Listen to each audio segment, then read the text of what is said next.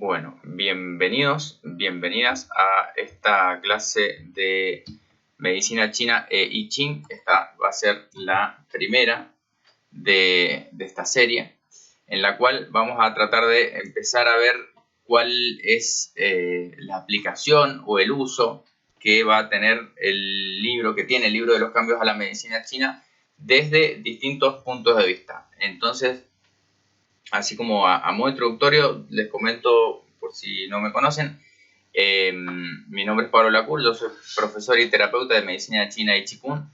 Empecé a estudiar medicina china ya hace más de 15 años, creo que van a ser 16 años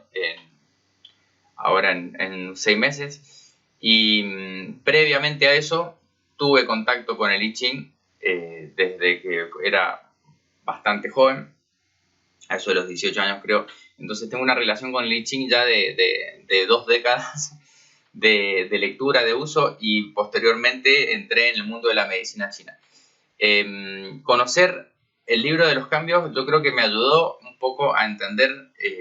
la medicina china quizá como más fácil, podría decirse, pero de todas maneras cuando uno empieza a estudiar medicina china, por lo menos a la sensación que tengo yo, ahora viéndolo en perspectiva, es como que esto se inicia también hablando de la importancia del yin y el yang, como que es la base de todo, pero después esto empieza a quedar un poco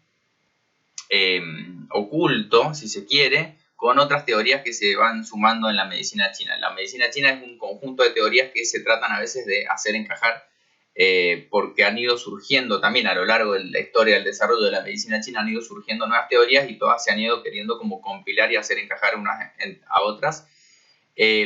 Por ejemplo, la teoría de los 5 elementos es una teoría posterior a la de los 8 trigramas, que son los que se trabajan con el I Ching, por ejemplo, y quienes estudian el I Ching entienden que la correlación que hay entre los 5 elementos y los trigramas vino posterior, que primero se originaron los trigramas y en el desarrollo histórico. Entonces, hay algunos que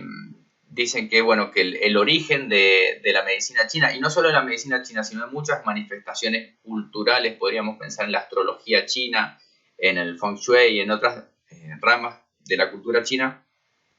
se apoya mucho en el desarrollo de los 8 trigramas o el Pakua,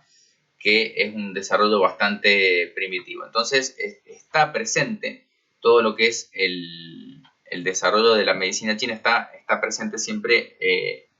esto que son los 8 trigramas, las 8 energías que muestran la dinámica de intercambio de relación entre el yin y el yang. Entonces vamos a tener principalmente dos formas de trabajar con esto. En una perspectiva es tomar a los 8 trigramas y consecuentemente el libro de los cambios. Cuando hablamos del I Ching no hablamos solamente del libro de los cambios específicamente, sino hablamos de los 8 trigramas y sus correspondientes combinaciones, los 64 hexagramas y sus relaciones entre sí. Entonces, una forma de trabajo es tomar estos 8 trigramas como modelo al cual usamos para interpretar la realidad. Ya sabemos que la realidad es más compleja. Los modelos simplificados lo que hacen es permitirnos un punto de entrada de acceso para estudiar la realidad. Entonces, vamos a usarlo como una forma de entender los fenómenos, como tratando de entender cuáles son las leyes o los fenómenos subyacentes a lo que se manifiesta. Eso es un uso donde ahí a veces se pueden hacer distintas correspondencias, por ejemplo, y tratar de asociar, por ejemplo, hay líneas de que estudian y relacionan los 8 trigramas y buscan algo que tenga una correspondencia directa y lo asocian con los 8 vasos maravillosos o extraordinarios en medicina china, por ejemplo. Ese es un desarrollo que nosotros no vamos a hacer, pero se suele utilizar cuando se trabajan con los 8 vasos extraordinarios. Otras personas, por ejemplo, otras líneas de estudio toman los 8 trigramas, por ejemplo, con la disposición que están viendo en pantalla del Rei Wen, sería del cielo posterior o adquirido, y lo asocian con algún mapa o microsistema en el cuerpo, por ejemplo, la acupuntura abdominal, y trabajan utilizando la teoría de los 8 trigramas y lo trasladan a la acupuntura o al masaje Chinei-san, masaje abdominal también. Esos son como formas de trabajo. Lo que yo les quiero proponer es algo que es otra perspectiva que tiene más que ver con el uso que se le da al I Ching como método de predicción. Cuando hablamos de algo predictivo, entiéndanlo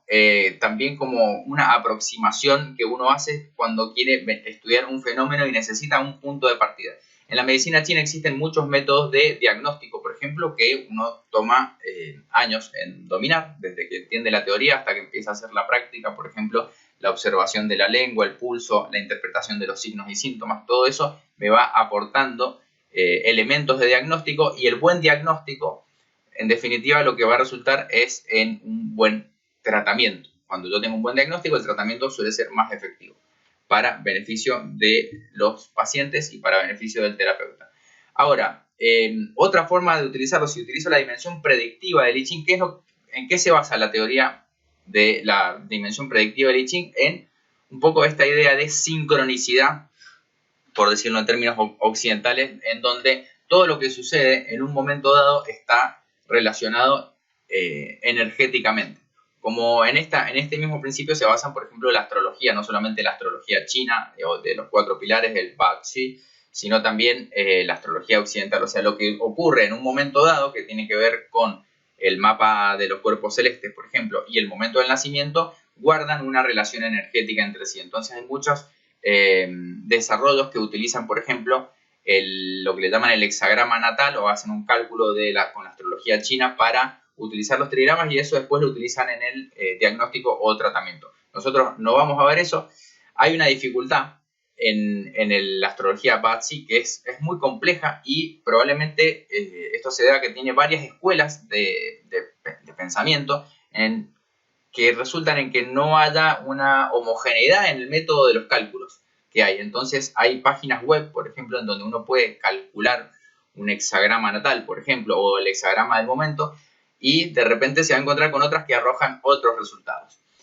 En este sentido, es difícil llegar a una conclusión. Estaba hablando con un colega que utiliza estos sistemas para el diagnóstico y el tratamiento, y lo que él dice es que después de estudiar, por ejemplo, con varios maestros de Bazi, de astrología china, lo que se queda es, él se queda con un sistema que lo termina validando en la práctica. Entonces, esa es su forma de validar el sistema que él elige utilizar. Pero muchas veces tenemos sistemas diferentes, divergentes, que nos arrojan distintos resultados, y tenemos que elegir nosotros cuál vamos a utilizar. Yo les voy a presentar una forma de utilizar los trigramas para el desarrollo temporal, que es la que yo elijo utilizar. Entonces vamos a tener resuelto una dimensión que es el análisis cronológico con el uso de los trigramas y de los hexagramas. Por ejemplo, en la cronoacupuntura, este es otro sistema donde se utilizan los trigramas, se utilizan los momentos también basados en cálculos de la astrología china para saber cuándo está abierto o cerrado algún punto, y sobre todo algunos de los pasos maravillosos, y se utilizan los trigramas. Nosotros no vamos a estudiar eso, pero hay aplicaciones incluso que uno puede descargar en el dispositivo móvil que te dicen qué punto está abierto. Entonces no vamos a entrar ahí. Lo que les quiero presentar, vuelvo a decir, es la dimensión de pronóstico que tiene el I Ching, utilizando esta teoría de la sincronicidad, por así decirlo, en el cual uno puede utilizar un hexagrama obtenido con un método, supongamos, aleatorio, como punto de partida para el análisis de un paciente, haciendo una correlación con algo que se utiliza en las matemáticas modernas. Por ejemplo, cuando hay problemas matemáticos muy complejos que no tienen lo que se llama una solución exacta, se utilizan métodos numéricos, y en muchos métodos numéricos se resuelven a través de iteraciones en los cuales se parte desde una semilla, que es un punto de partida, y a partir de ahí se converge a un resultado. Un poco lo que pretendo que logremos con esto es tener una suerte de método aproximativo donde vamos a tomar un punto de partida y converger un resultado en nuestro diagnóstico a partir de, por ejemplo, un hexagrama que obtengamos, y el análisis de ese hexagrama, y correlacionarlo siempre con la realidad. Lo importante es que el hexagrama o los trigramas que nosotros obtengamos me sirvan como una lente para observar la realidad, el fenómeno, el paciente, lo que sea que estemos analizando, y podamos definir en qué medida hay una correspondencia y en qué medida no hay una correspondencia. Ese va a ser el planteo del curso, que desarrollemos esta técnica para el que la quiera utilizar en el diagnóstico, que puede llegar a ser muy útil a veces en el caso, sobre todo, de enfermedades difíciles o complejas, o pacientes que son muy complejos, que tienen una gran cantidad de síndromes convergiendo y a veces el punto de partida para iniciar el tratamiento no es sencillo. Creo que a los que ya son terapeutas de varios años les debe haber pasado alguna vez que se encuentran a veces con diagnósticos muy sencillos, donde no hay mucho para investigar, y a veces con casos complejos en los cuales es difícil tomar una decisión respecto de qué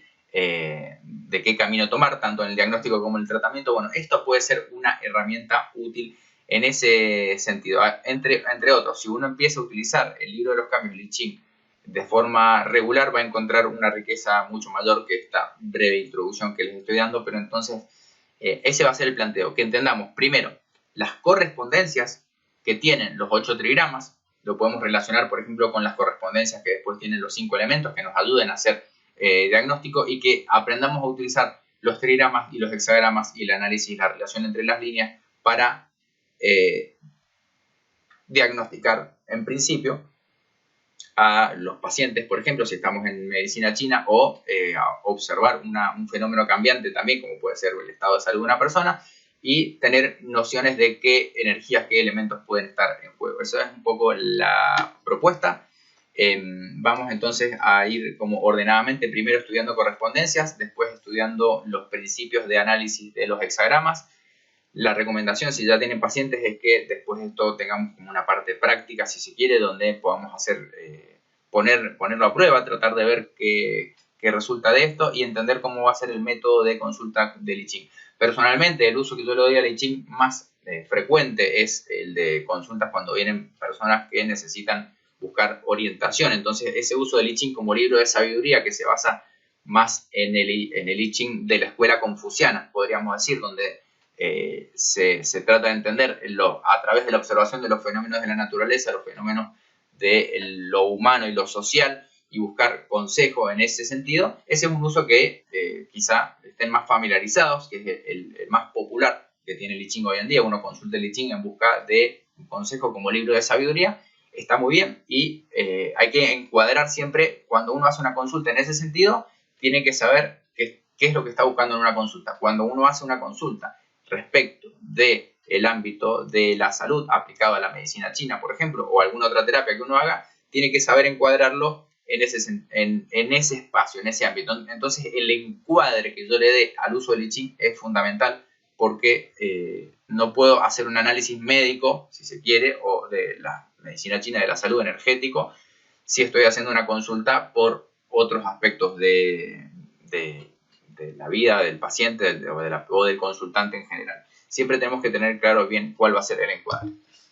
Entonces, a partir de esto es como vamos a ir definiendo esta forma de uso, que difiere de las otras que ya les mencioné, que puede ser la cronoacupuntura, los vasos maravillosos, la acupuntura abdominal. Todos esos otros elementos se aplican los 8 trigramas, pero lo que vamos a ver es algo diferente. Bien, es una propuesta que puede ser